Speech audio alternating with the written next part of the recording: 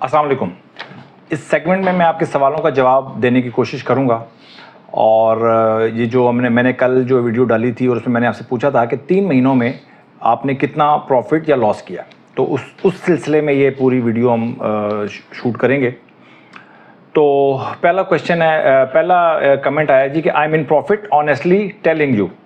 तो देखें, आप प्रॉफिट में तो हैं, बट कितने प्रॉफिट में अगर आप ये बता देते तो मुझे डिस्कस करने में आसानी रहती और उसमें से भी कुछ अच्छा सवाल निकलता जिससे लोगों को गाइडेंस मिल सकती।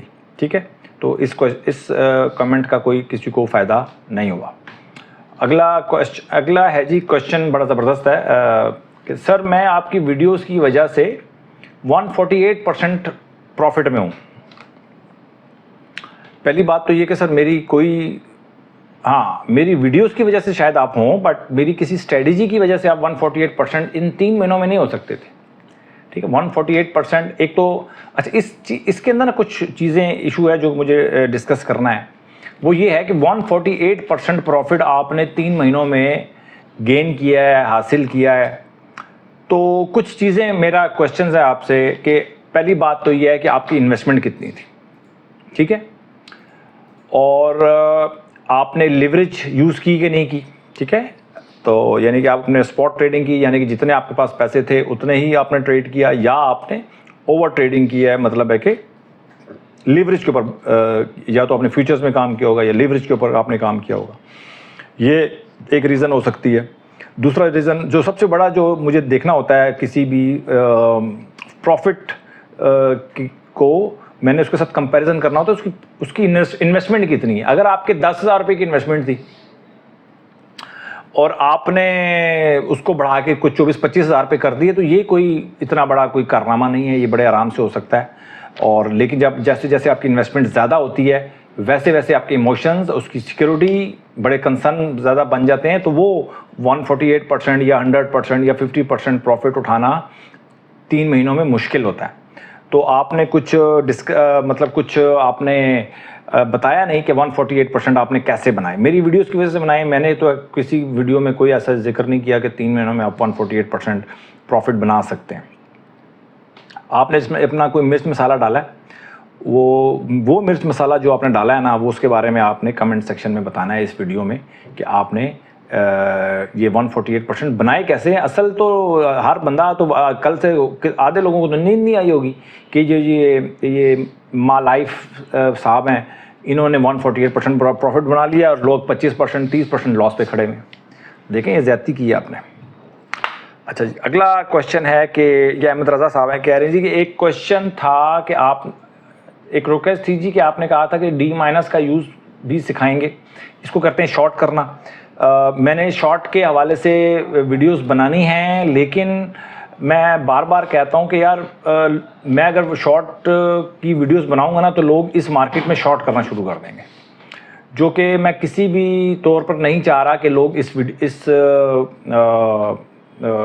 इस सिनेरियो में शॉर्ट करें किसी भी सिचुएशन में। और अगर आप, और दूसरी बात यह है कि अभी देखें बहुत एक्सपोजर है सीधा काम करने में।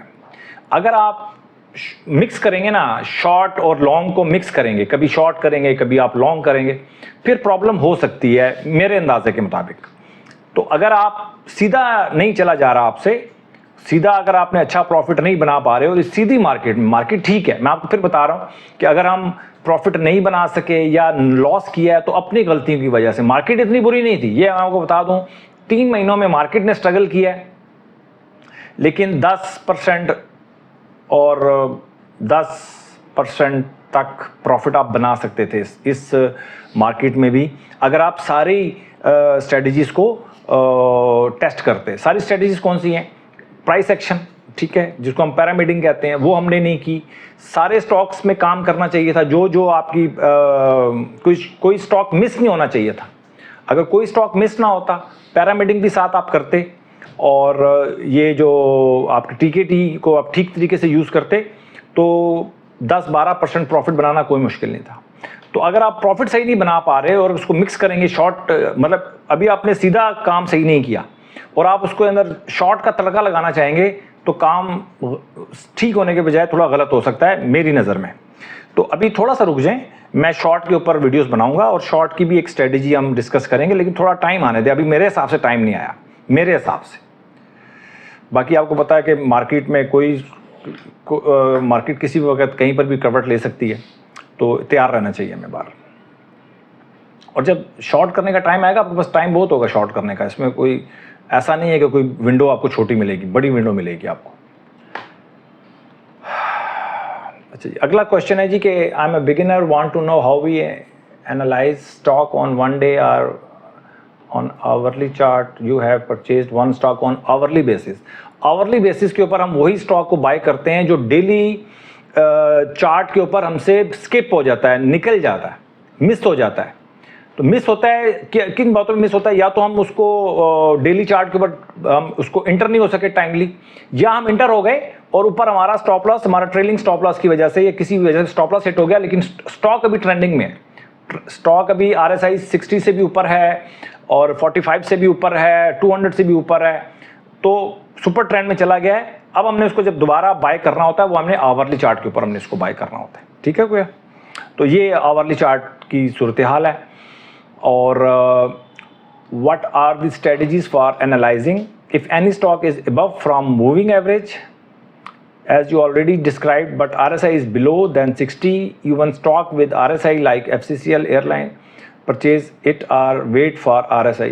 देखें, TKT को फॉलो करेंगे तो आपको तीनों पॉइंट्स पूरे करने पड़ेंगे, 4 पॉइंट्स पूरे करने पड़ेंगे बेसिकली।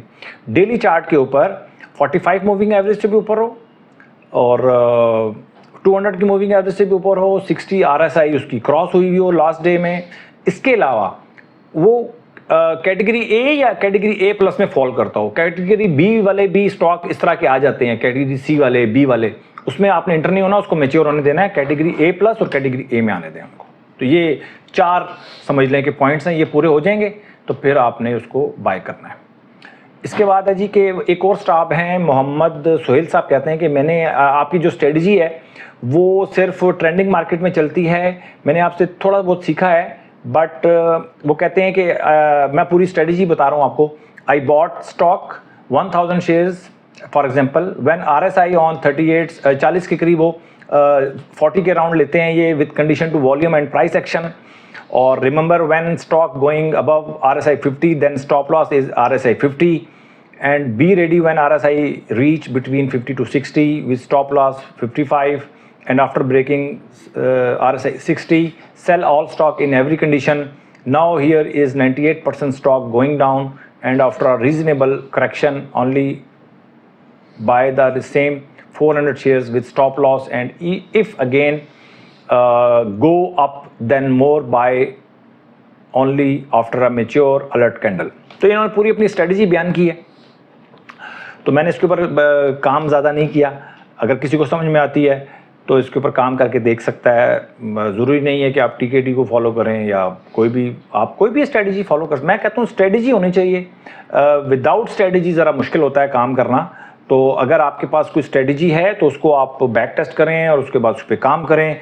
कोई भी स्ट्रेटजी जो है वो बेहतर हो सकती है, लेकिन मैं ये 148% वाले भाई जो है ना उनसे मुखातिब हूँ इस वक्त कि आपकी कोई भी स्ट्रेटजी मार्केट के डिस्पोजल पे आपको फेंक देती है या छोड़ देती है, तो वहाँ पे मेरा इख्तिलाफ शुरू हो जाता है। ठीक है, यानी कि जैसे फर्ज कर लें लास्ट मंडे को मार्केट 8500 पॉइंट माइनस हुई, लेकिन रिकवर होकर बंद हुई 3800 माइनस पे बंद हुई थी। अगर 8500 पॉइंट माइनस मार्केट क्लोज हो जाती, अगले दिन भी मार्केट 8500 पॉइंट क्लोज होती और उससे अगले दिन भी 8500 पॉइंट माइनस क्लोज होती, तो आज जो मेरी जो वीडियो देख रहे हैं उनमें से लोग मुझे बताएंगे कि अगर 8500 पॉइंट माइनस मार्केट क्लोज हो जाती, उससे अगले दिन भी 8500 पॉइंट माइनस क्लोज होती और उससे अगले दिन भी 8500 पॉइंट माइनस क्लोज होती, तो कितने लोग बच पाते उस मार्केट की इस मूव से? मुझे वो लोग चाहिए, क्यों कि अगर आप उनमें से नहीं हैं, अगर आप यानी कि ये 20-25% मार्केट अगर गिर जाती 2 से 3 दिनों में, अगर आप उसका शिकार बन जाते तो इसका मतलब है कि कहीं ना कहीं आप प्रॉब्लम में कहीं ना कहीं आ सकते हैं। तो एक दफ़ा प्रॉब्लम में आ गए ना तो बड़ा मसला बन जाता है, वो इमोशनली साइकोलॉजिकली आप अपने आप को संभाल नहीं सकेंगे।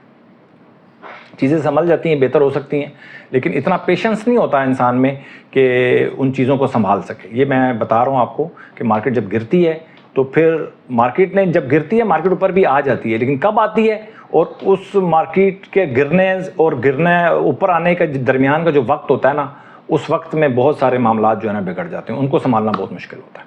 ठीक है, पूरी कंपनीज डूब जाती हैं सर, पूरे बैंक्स डूब जाते हैं। आप एक इंडिविजुअल की बात करते हैं, आप यकीन करें कि दुनिया के अंदर जब भी इस तरह की मार्केट क्रैशेस होती हैं, बड़े बैंक्स जो हैं वो डूब जाते हैं। तो जब भी आप मोमेंटम ट्रेडिंग करें, शॉर्ट टर्म ट्रेडिंग करें, और अगर आप कभी भी मार्केट के डिस्पोजल पे चले जाते हैं और ये 148% प्रॉफिट इन्होंने वैसे नहीं बना लिया, ये मार्केट के डिस्पोजल पे गए तो इन्होंने इतना प्रॉफिट बनाया। तो मैं कहता हूँ जी आप 10% बना लें, 15% बना लें, 20% बना लें, लेकिन अपनी ताकत के ऊपर काम करें। ठीक है, अगर आप मार्केट के डिस्पोजल पे चले जाते हैं और मार्केट की ताकत को यूज़ करने की कोशिश करते हैं, या मार्केट नीचे चली जाए और आप बाय कर रहे हैं कि बस ठीक है ये जाएगी वापस जाएगी अंदाजे से, तो वो शॉर्ट टर्म ट्रेडिंग बहुत ख़तरनाक है। कहीं ना कहीं आप फंस सकते हैं, और स्टॉप लॉस के बगैर शॉर्ट टर्म ट्रेडिंग नहीं है जी। हाँ, लॉन्ग टर्म ट्रेडिंग की मैंने कभी एक की है, पॉलिसी रिवील की है, उसके ऊपर बात करें। उसके ऊपर बहुत कम बात कर रहे हैं लोग, बात करें ताकि बात आगे चले, ताकि मैं मज़ीद आगे वीडियोस बनाऊं, क्योंकि उसके ऊपर लॉन्ग टर्म ट्रेडिंग के ऊपर लोग इतना ज़्यादा बात नहीं करते। उसके ऊपर बात करें, उसके ऊपर कमेंट्स करें, ताकि हम थोड़ा सा और आगे चलते हैं। अपना बहुत ख्याल रखें। Thank you very much.